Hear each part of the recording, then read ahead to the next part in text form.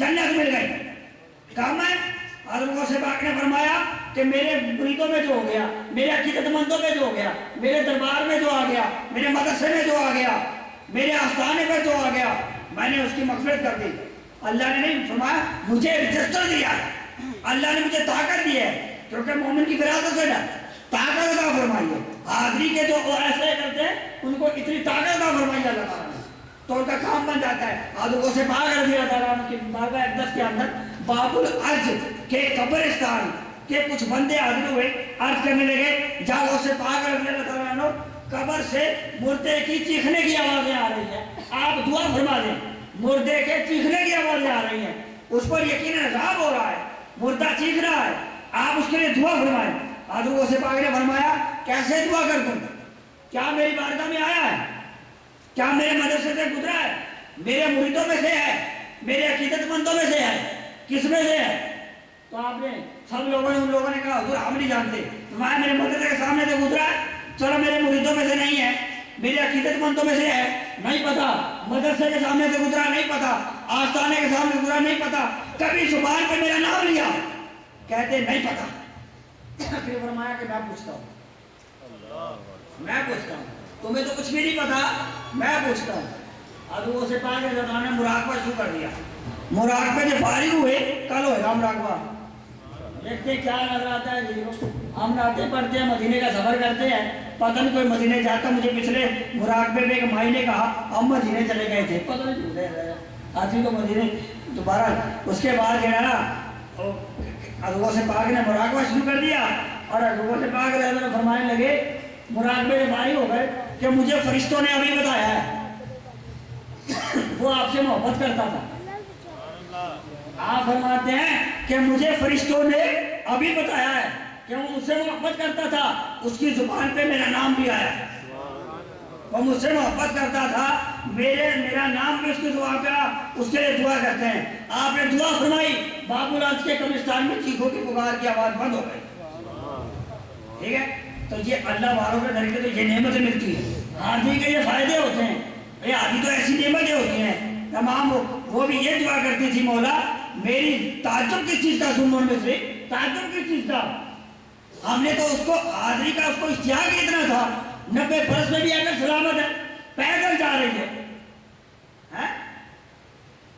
کیا آپ دیکھ لیں، آپ کے پنوں سے میرے والد محترم شیخ دیگر وہ بھی کتنے ہی 90 برس کے تھے، تب بھی ان کی حاضری نہ ختم ہوئی، اپنے پیر خانے کی حاضری ختم نہ ہوئی، آستانہ سیمال کی نہ حاضری ختم ہوئی، کسی جگہ کی حاضری ختم. آخری وقت تک دوستوں کے پاس ایسے آتے جاتے رہے.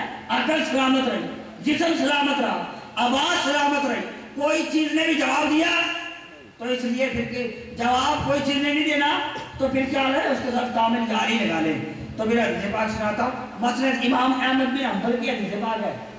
اب اس کی شرح تو بہت زیادہ ہے، بڑا حدیث سنا کے میں احترام کرتا ہوں، وقت بہت زیادہ ہو گیا، غفلت کا بیان چل رہا ہے. تو حضرت انس رضی اللہ عنہ فرماتے ہیں مسند امام احمد بن حنبل کی حدیث ہے. اب پتہ نہیں جتنے مجھے صحیح دیکھتے یاد بھی ہے نہیں، ابھی مجھے یاد آ گئی بیٹھے بیٹھے جیسے یاد سنا دیتا ہوں. تو لیکن ایک دو نکات اس کی ایسے ہیں کہ اس کی شرح میں خود کرتا ہوں.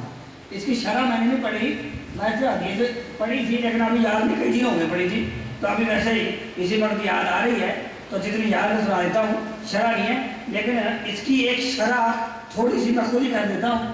شرح تو بہت زیادہ نہ کر سکتا ہوں، اللہ نے اتنا علم عطا فرمایا ہے، لیکن مقصد کہنے کا میں اس کی تھوڑی سی شرح کر دیتا ہوں. شرح میں خود ہی کرتا ہوں اس کی. کیا انس رضی اللہ تعالیٰ نے فرمایا کہ آقا علیہ السلام نے فرمایا، مسند امام احمد بن حنبل کے حدیث ہے کہ آقا علیہ السلام نے فرمایا جس بندے کے اندر 3 خصلتیں ہوں گی، 3 خصلتیں ہوں گی، وہ ایمان کی مٹھاس پائے گا. ایمان کی مٹھاس. گاڑی خرید لی آپ نے، جو میں شرح کر رہا ہوں ایمان کی مٹھاس کی ہے. کوئی کہے کہ بھٹی صاحب نے گاڑی خرید لی، اللہ دے بھٹی صاحب کو کار عطا فرمائے. بھٹی صاحب نے کار لے لی ہے، گاڑی لے لی، چلانی تو آتی نہیں،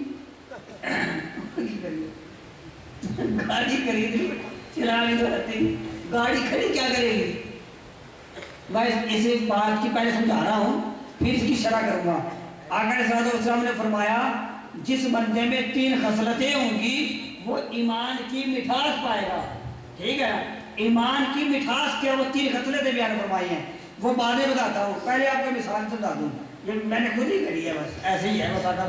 تو ایک کار خرید لی، اب چلانی آتی نہیں ہے، کار گھر کھڑی ہے، بس کار کی زیارت کر لی اور چل گھر، اور تو کار پھر دیکھ لی گھر، پھر اس کا تو موبائل بھی تبدیل کرنا ہے، اس کا تیل پانی بھی تبدیل کرنا ہے، اس کی پھر تو وہ چلے گی نا، کھڑی کیا کرے گی؟ گل جائے گی، سڑ جائے گی، سڑ جائے گی نا۔ تو پھر اسی طریقے سے اگر بیٹھو گے نہیں تو سرور کیسے پاؤ گے؟ سواری کا، جوتے لینے کا، مزہ لینے کا سرور کیسے پاؤ گے؟ گھر دیکھو گے، صفائی کرو گے کپڑے سے تو پھر گھر بیٹھ جاؤ گے، مزہ تو نہ آیا۔ تو اسی طریقے سے ایمان کی بھی کچھ مٹھاس ہے، صرف ایک ایمان والے ہو گئے ہیں، باقی کچھ نہیں، گھر بیٹھے ہیں بس، باقی ایمان کا کوئی کام نہیں کرنا، ایمان والے ہیں، ٹھیک ہے؟ پھر ایمان کی لذت کیسے پاؤ گے؟ ایمان کا کوئی کام ہی نہیں کرنا، ایمان کی لذت کیسے پاؤ گے؟ ایمان، کیونکہ اللہ تعالیٰ قرآن پاک میں فرماتا ہے کہ یا ایھا الذین آمنوا آمنوا، یا ایھا الذین آمنوا آمنوا، اے ایمان والو ایمان رکھو، ایمان والے ہو کر ایمان رکھو۔ یہ کیسے ہوگا؟ وہ فرماتے ہیں مٹھاس پاؤ گے۔ اب میری بات تھوڑی سمجھے آپ کہ بھی ایسے ہی ایمان والے ہو گئے، آگے کچھ نہیں کرنا، پھر تو اس کی نہ مٹھاس لے سکو گے نہ اس کا کچھ حاصل کر سکو گے، ٹھیک ہے؟ ایمان والے ہو گئے، ایمان بھی رکھنا ضروری ہے۔ وہ کیسے؟ وہ انہوں نے آپ فرمایا۔ اب میری بات سمجھے آپ؟ تو اب اس کی مٹھاس کی 3 خصلتیں ہیں، وہ 3 خصلتیں کیا ہیں؟ آقا علیہ الصلوۃ والسلام نے فرمایا کہ اس میں جو قابل غور صرف ایک ہی بات تھی، وہ میں آپ کو سناتا ہوں، 3 ہے ویسے تو۔ آقا علیہ الصلوۃ والسلام نے فرمایا کہ تم ایمان کی مٹھاس 3 خصلتیں ہوں گی تو اس کا ایمان مٹھاس پائے گا۔ 3 خصلتیں کیا ہے؟ ہر چیز سے بڑھ کر اللہ اور اس کے رسول سے محبت کرے، نمبر 1۔ حضور نے فرمایا، مسند امام احمد بن حنبل کے حدیث ہے، حضرت انس رضی اللہ عنہ نے فرمایا ہر شے سے بڑھ کر، ہر چیز سے بڑھ کر اللہ اور اس کے رسول سے محبت کرے۔ نمبر 2، اگر وہ کسی سے دوستی کرے تو اللہ کے خاطر، اگر دشمنی رکھے تو اللہ کے خاطر۔ اس کی بڑی شرط، جو تمہارا نہیں اسے ہم نے اپنے دل سے نکال رکھا ہے، جب بھی صاحب کی عزت کرتا اس سے کیا دوستی کرنا؟ آگے کہتے ہو کہ بھی حدیث پاک میں آتا ہے کہ میں اس کے ہاتھی بن جاتا ہوں، اس کے پاؤں میں بن جاتا ہوں۔ حدیث قدسی ہے، میرے والد محترم شیخ طریقت فرماتے تھے، یہ حدیث پاک ہے، قدسی ہے، کہ جو میرے کاموں میں لگ جاتا ہے اللہ تعالیٰ فرماتا ہے میں اس کے کاموں میں لگ جاتا ہوں۔ تو پھر فرمایا کہ میں اس کی آنکھ بھی بن جاتا ہوں، پاؤں بھی بن جاتا ہوں، تو سب وہ بن جاتا ہے، تو سب پہ وہ بن گیا